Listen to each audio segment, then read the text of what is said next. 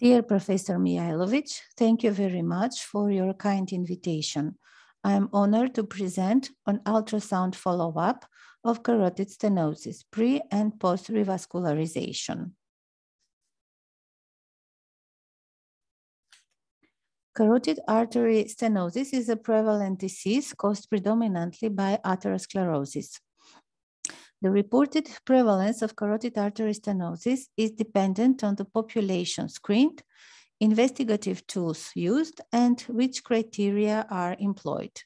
In the Framingham study cohort, the prevalence of significant carotid artery stenosis was 7% in women and 9% in men. The prevalence is higher among individuals at risk for atherosclerosis, 11%, those who have underlying cardiac disease, 18%, and those presenting with acute stroke, 60%. Internal carotid artery stenosis accounts for approximately 10 to 15% of ischemic strokes. While most plaques remain asymptomatic, some undergo disruption, causing thrombosis and secondary embolization. Treatment for atherosclerotic carotid stenosis consists of surgical approach, either by endorectomy or by angioplasty with stent placement in patients with significant stenosis, more than 70%, asymptomatic and symptomatic. Both methods showed better results than medical treatment for this group of patients. For non-significant stenosis, less or equal than 50%, the effectiveness of medical treatment is widely accepted, and for moderate stenosis, 50 to 69%, invasive treatment is indicated for complicated atherosclerotic plaques or in symptomatic patients with medical treatment failure. Several randomized multicenter trials have not found significant differences between patients undergoing endorectomy and those treated with stenting, both as regards the risk of peri-procedural stroke, myocardial infarction, death, and ipsilateral stroke. The angiographic procedure consists in catheterization of the carotid artery, placement of cerebral protection system to prevent embolism, followed by dilatation and stent placement. And there are three types of stents for carotid artery angioplasty: balloon expandable tubular stents, self-expanding nitinol, or stainless steel stents. There are different protocols for follow-up after carotid revascularization.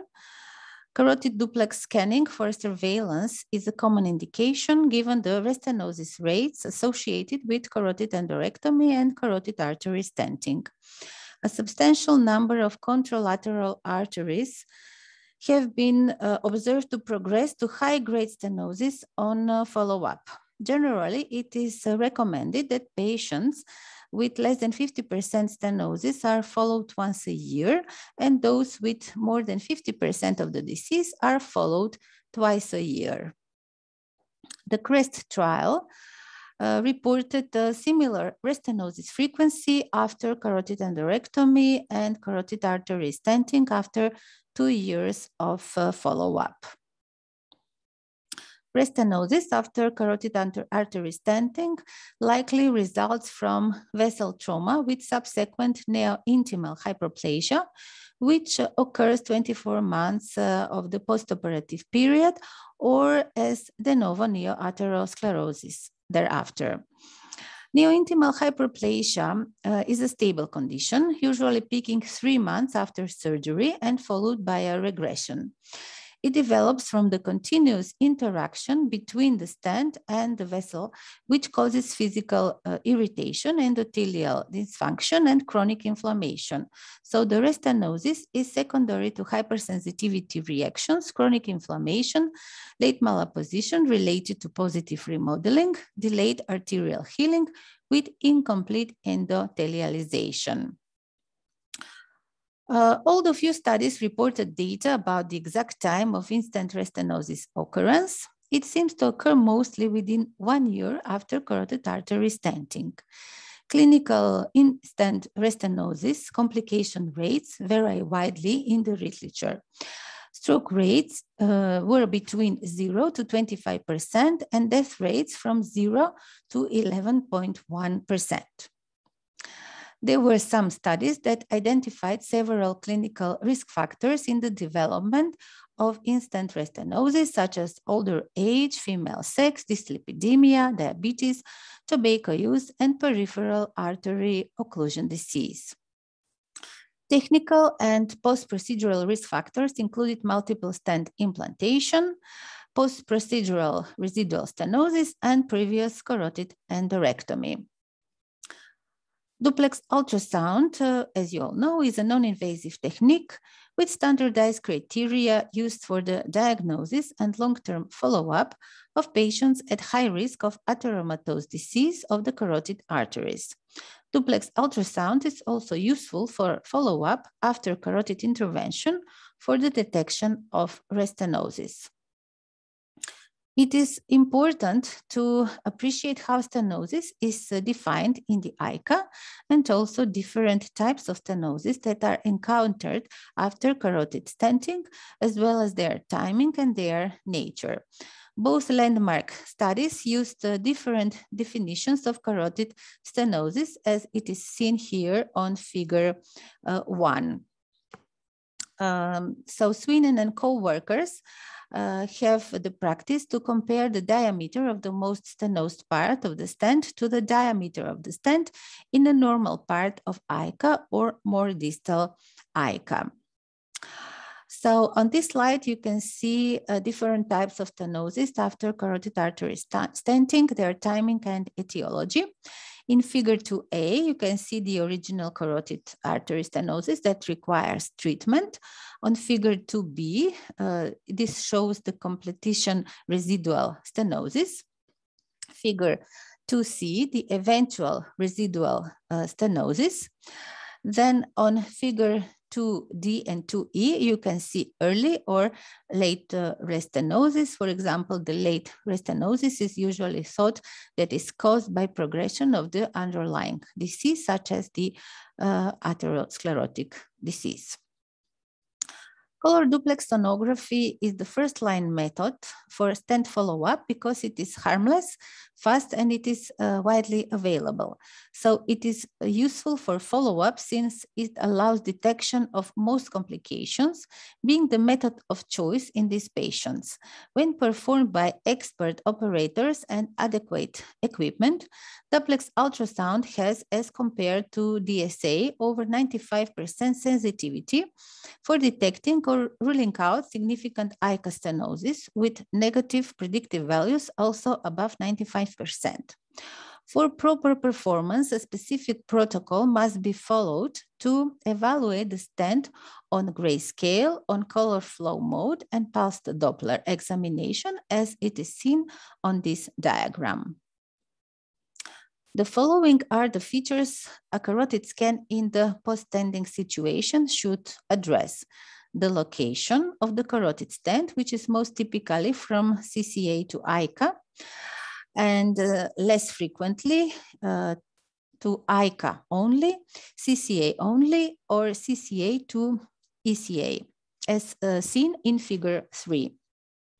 The reason for the placement of the stent across the bulb from CCA to ICA in most cases is for technical reasons at the time of the stenting. So the interventionalist will typically run a 4-centimeter length stent from the normal CCA to normal ICA, covering the deceased bulb and ICA origin.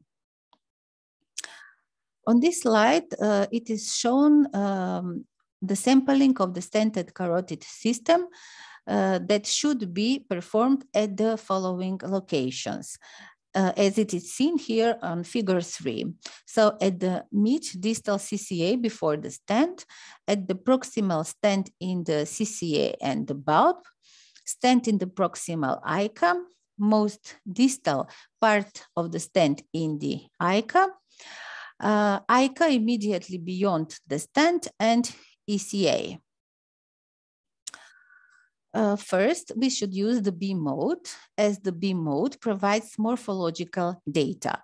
The stent appears hyperechogenic on ultrasound, and it may be placed from the CCA in its distal portion or at the immediate origin of the ICA with variable length. It is important to record the correct morphology of the walls of native arteries adjacent to the stent and examine the presence of underlying plaques at the site of stenosis, which may cause stent wall deformation and the presence of plaques not covered by the stent.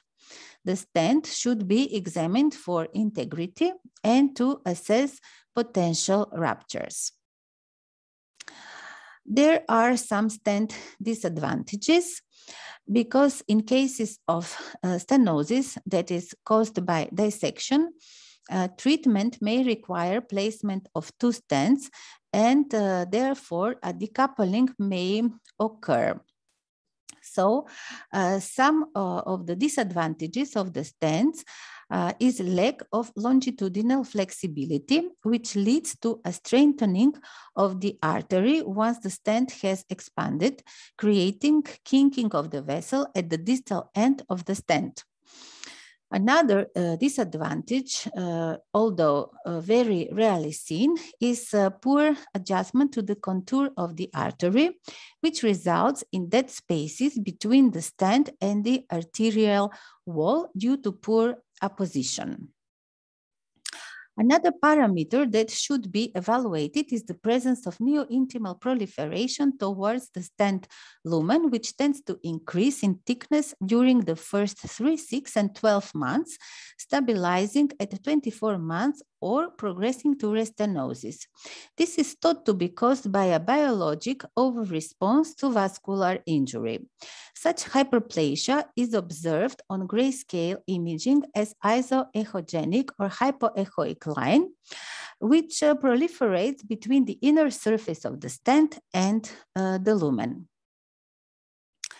The stent patency, its surface, and the adjacent wall should be documented on color mode imaging. The presence of areas of color aliasing should be identified. This occurs due to loss of flow laminarity or to the presence of turbulence areas as a result of vessel lumen narrowing, and therefore it is an important finding, as it will be the region of interest for spectral Doppler evaluation for stenosis, as it is seen here on figure 6. Residual stenosis of external carotid arteries secondary to stent implantation and with no relevant pathological implications frequently occur. We should also test for leaks.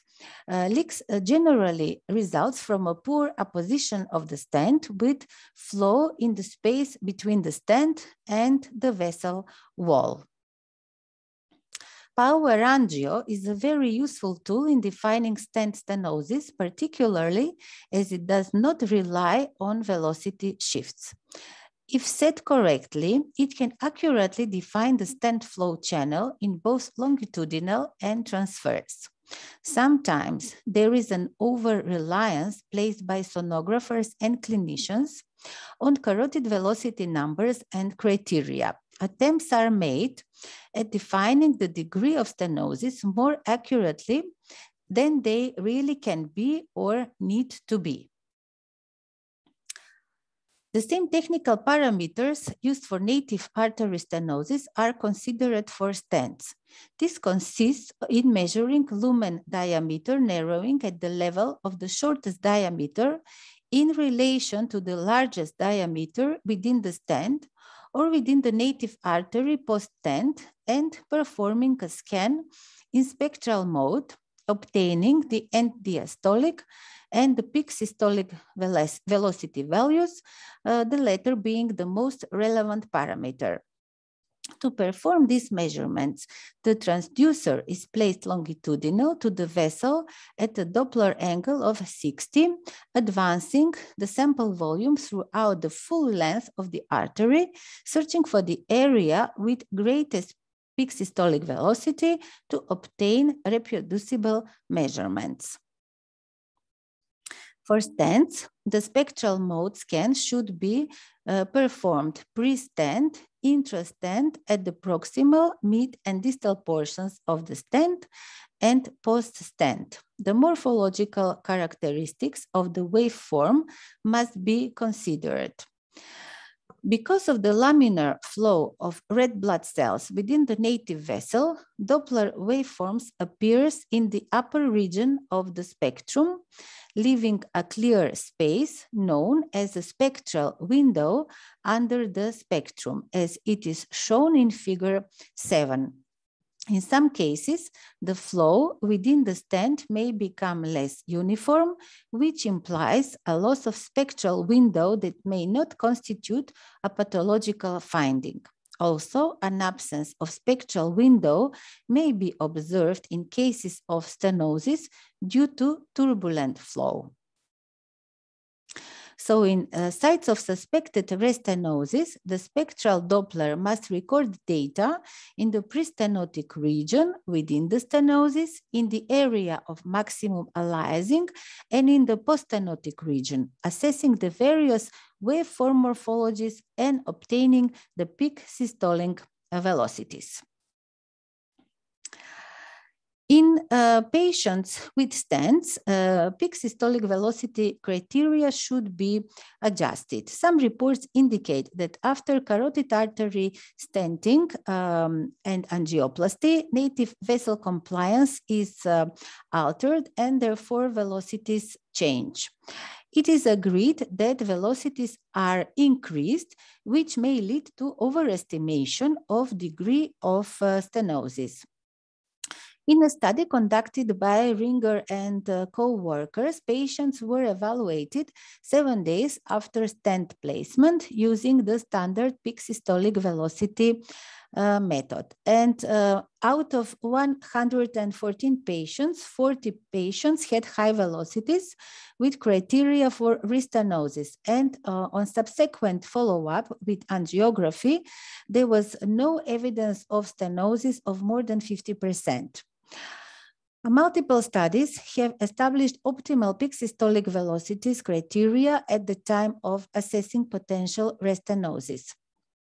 Abu Rahma and co-workers set a peak systolic velocity cutoff value of more than 154 for more than 30% stenosis, more than 224 for more than 50%, and more than 325% for more than 80% of stenosis.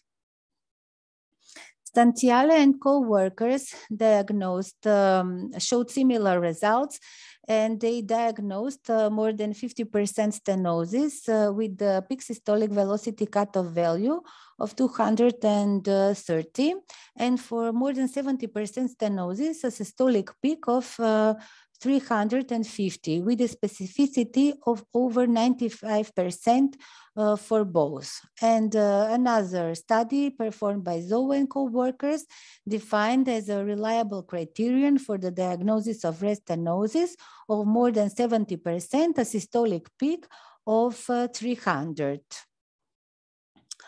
In the event of stent occlusion, the presence of occlusion must be documented, and so it should be assessed with B mode, with color and spectral Doppler.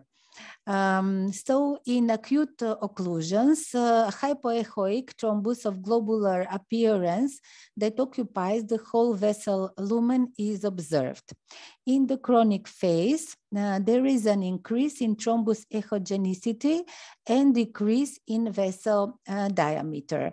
And finally, the occlusion is identified as absence of flow, both on color and spectral Doppler examination, as it is shown here on figure 10 and figure 11.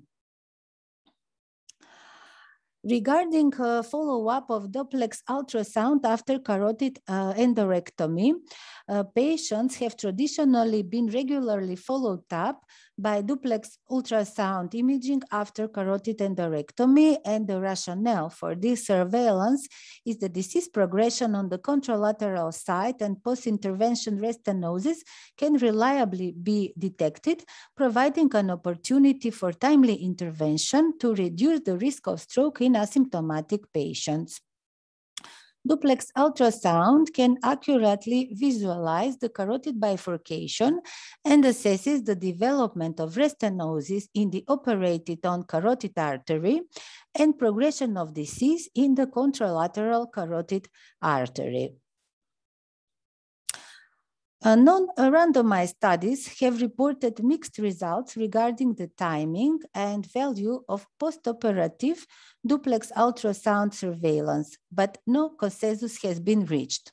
Significant stenosis is generally thought to occur within the first 3 months after carotid endarterectomy, and it is the rationale most centers use to perform an early duplex ultrasound scan. Stenosis has been shown to be more common after primary closure, and patch carotid endarterectomy has become the procedure of choice. Although there is good evidence that patch carotid endarterectomy reduces the rate of stenosis compared with primary closure, the clinical relevance of radiologically defined stenosis after patch carotid endarterectomy is not clear. Some authors believe that such stenosis have a low probability of future duplex ultrasound surveillance after carotid artery endarterectomy. So this study assessed and systematically reviewed the evidence base for long-term surveillance after carotid endarterectomy and the normal early scan. So the results show that this review included 7 studies that reported more than 2,000 procedures. Of those patients with a normal early scan, 2.8% developed a stenosis, and 0.4% underwent re-intervention for their stenosis during the follow-up period. So the authors conclude that this review confirms that routine postoperative duplex ultrasound surveillance after carotid endarterectomy is not necessary if the early duplex scan is normal. So in conclusion, carotid artery in-stent stenosis is one of the major challenges associated with the revascularization procedures. Risk factors or predictors for in-stent stenosis should be identified. Duplex ultrasound before discharge and at 6 months and then annually can be recommended in carotid artery stenting. In carotid endarterectomy, routine post-operative duplex ultrasound surveillance is not necessary if the early duplex scan is normal. Although overestimation of post-carotid artery stenting stenosis is a potential risk in a stented carotid artery, duplex ultrasound remains a sensitive tool for this population. A peak systolic velocity value of 300 to 350 may be used as the threshold criterion of high-grade stenosis. Stenosis is generally a benign condition that does not require revascularization except in selected cases, such as when stenosis progresses to pre-occlusive grade or determinates neurological symptoms. Under these circumstances, it may be justifiable to repeat revascularization either by carotid endarterectomy in the hands of an experienced surgeon or by carotid artery stenting in the case of a hostile neck anatomy. And I thank you very much for your kind attention.